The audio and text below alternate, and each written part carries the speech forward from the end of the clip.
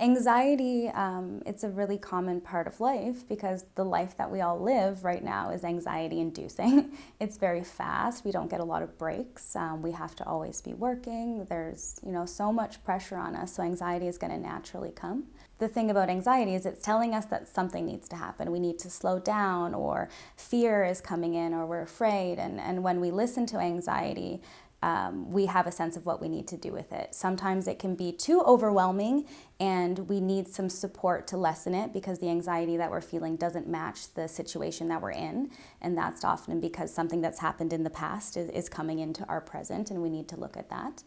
Sometimes it's telling us that our job isn't right for us or that our partner isn't right for us. And those are really hard things to sit with and process.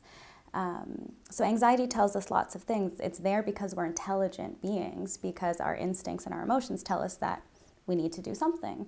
But the thing that we need to do sometimes is to slow down, rest, or make changes. And the society that we live in doesn't actually allow us to do that. So there's a contradiction. Curiosity is what comes up for me. I often envision like two buttons in the room. One is curiosity, one's judgment. We turn off judgment, we turn on curiosity.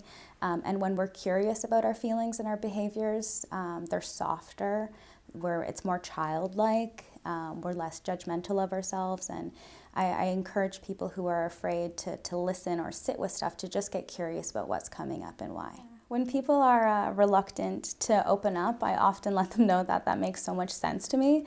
That's so normal. I'm essentially a stranger. And it's hard to talk about this stuff. It's why you haven't talked about it. It's why you booked a therapy appointment, right? And so much of our past might have been about being vulnerable and opening up and being punished or being turned down or being rejected, and trust issues are there, and it's not comfortable. It doesn't feel natural. So I just set the tone for that. We don't have to talk about anything uncomfortable. This is just about getting to know each other. As you feel safer, we can go there, go anywhere you want. But it's all about safety. And I often let people know when they're reluctant that you're intelligent. It's smart to not maybe open up that fast with someone that you don't know, and normalize the process for someone and create space for the hesitation.